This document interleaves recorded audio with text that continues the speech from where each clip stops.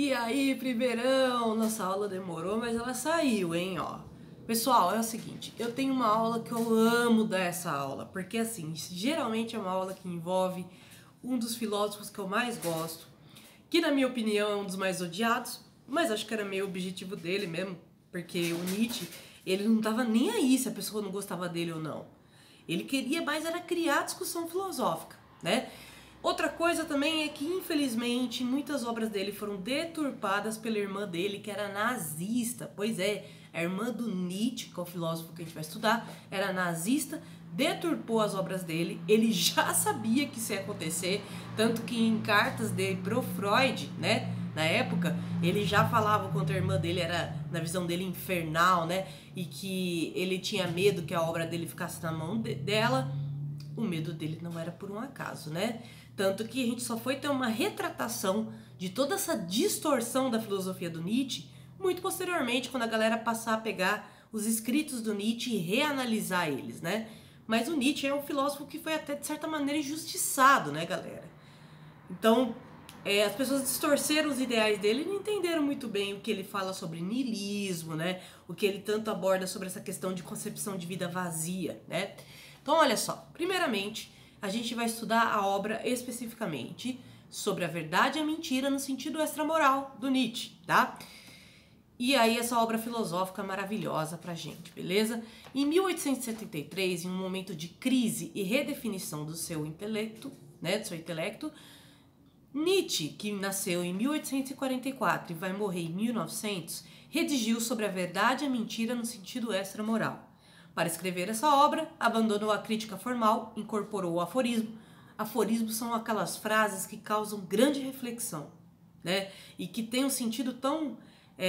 parece uma coisa dita rapidamente, mas é uma frase que traz uma reflexão muito grande. Eu vou dar um exemplo de aforismo do Nietzsche, que eu gosto muito durante a aula, tá bom? Poesia, porque ele vai fazer uma escrita mais poética, né? E, inclusive, nessa escrita poética, o Nietzsche ele tenta muito dialogar com quem está lendo. A impressão que você tem é que quando você lê o Nietzsche, que ele está conversando com você. E quanto mais o tempo passa, mais o Nietzsche se torna um grande autor nesse aspecto de saber escrever bem, né?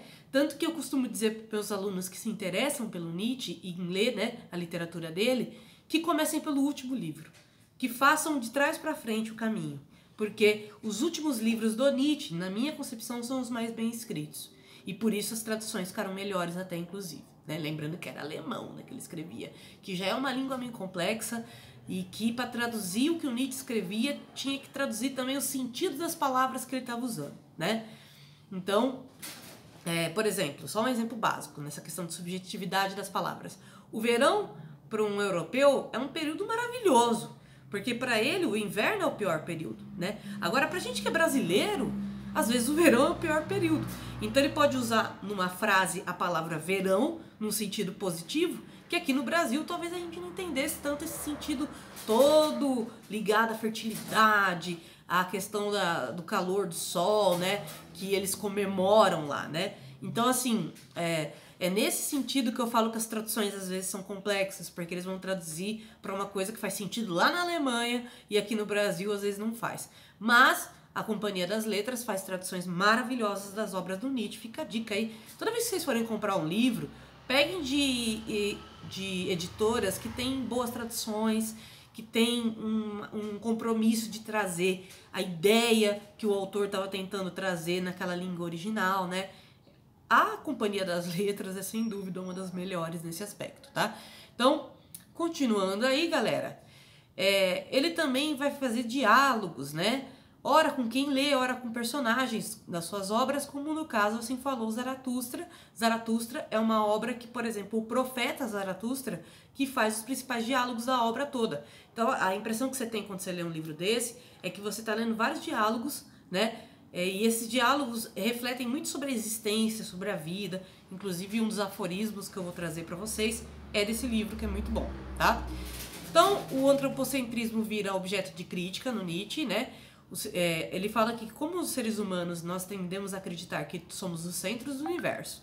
Inclusive, um dos trechos que eu vou ler da obra dele aqui, um fragmento, ele vai comparar isso a uma mosca, acreditar que Deus é uma mosca gigante. porque ela tem a visão de mundo dela. Logo, ela pode pensar que tudo foi baseado na natureza dela, como a gente também pensa, né? A gente, como ser humano, a gente criou uma ideia bem mesquinha de que tudo foi feito para nós.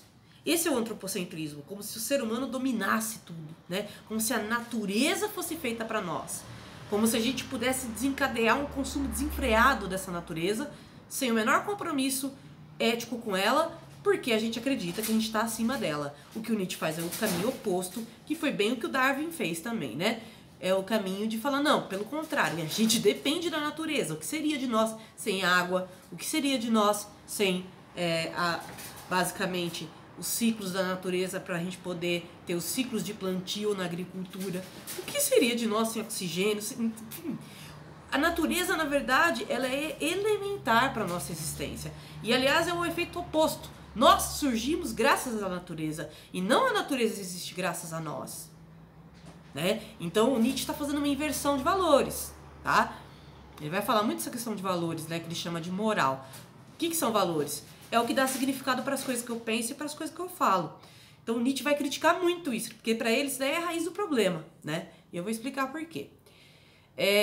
Então, em comparação à natureza, para o Nietzsche, a humanidade ter consciência não representa nenhuma vantagem real perante ao mundo natural. Entre outras palavras, essa consciência pode ser a nossa maior fragilidade perante isso quando subestimamos a vida. E a partir dessa concepção, somos o centro de tudo, né? Como se a nossa vida fosse o centro de todas as coisas. E é legal porque eu vou começar a leitura do fragmento que ele fala isso agora, tá? Vamos lá. É a leitura do fragmento da obra sobre a verdade e a mentira no sentido extramoral, né? Vamos lá. Em algum remoto rincão do universo, cintilante que se derrama em um sem número de sistemas solares, sem número que ele fala aqui é um sem número de tipo, não, a gente não consegue nem enumerar a quantidade de sistemas solares que existe no universo. E não 100 no sentido de valor, né? Acho muito legal esse trocadilho. Havia uma vez um astro em que os animais inteligentes inventaram o conhecimento. Foi o minuto mais soberbo e mais mentiroso da história universal. Você vê que o Nietzsche ele tem uma escrita bem ácida, né? Eu gosto muito disso. Mas também foi somente um minuto. Passado poucos fôlegos da natureza, congelou-se o astro e os animais inteligentes tiveram de morrer. Assim poderia alguém inventar uma fábula e nem por isso teria ilustrado suficientemente o quão lamentável, o quão fantasmagórico e fugaz, com sem finalidade e gratuito, fica o intelecto humano dentro da natureza. O que ele está querendo dizer é que a natureza não é só a plantinha que você tem no seu quintal. A natureza compõe todo o universo, né? A natureza compõe todo o universo. E ela não só compõe todo o universo, como ela também compôs tudo que existe. Então, diante de tudo que existe, que o Nietzsche aqui está chamando de natureza, a gente não é nada. Tipo, nosso conhecimento, ele não formou nada. O que faz a gente criar as coisas, né? Olha que sacada de gênio do Nietzsche. A gente, perante a natureza, não é nada. A gente só tem capacidade de criação diante da nossa própria natureza. Então o ser humano, como um ser que vive na natureza, que existe no universo, ele realmente é um nihilista. Não faz a menor diferença a minha existência. Qual diferença vai fazer a minha existência para Júpiter, para Saturno? Nenhuma, né? Porém, num termo de humanidade, né? Eu sim tenho realmente a minha verdadeira importância, porque eu sou uma disseminadora de conhecimento científico, porque eu sou uma pessoa que vive e que muitas vezes questiona os valores morais da minha sociedade. Eu sou uma pessoa que me considero uma pessoa pensadora. Claro que nem aos pés do Nietzsche, tá? Porque o Nietzsche é uma coisa louca, né? E ele foi um formador, assim, na minha opinião, né? Ele foi importante pra mim. Inclusive, assim, gente, o que ele quer dizer é o seguinte: nós temos a grande capacidade de inventar a humanidade. Essa é a nossa grande criação. E não as estrelas, e não o universo, e não a natureza, tá? A gente tem a capacidade incrível de ser autêntico, mas a gente não tem a capacidade de estar acima dessa natureza.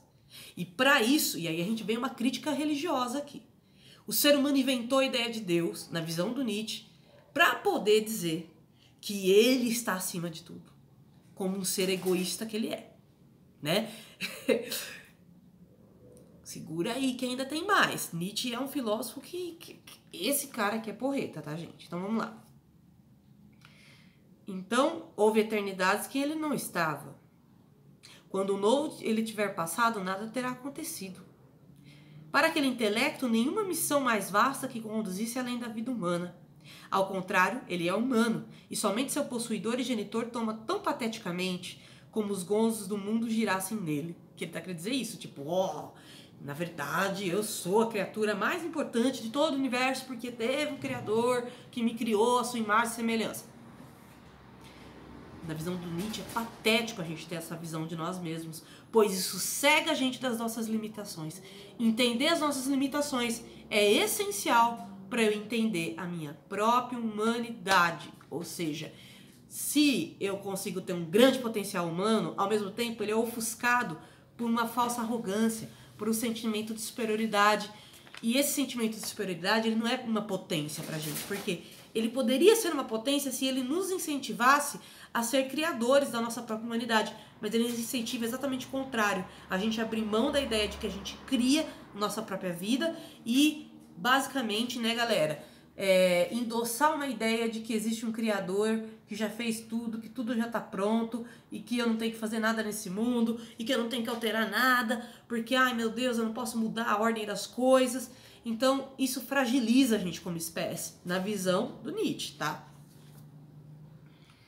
Mas se pudéssemos entender-nos como a mosca...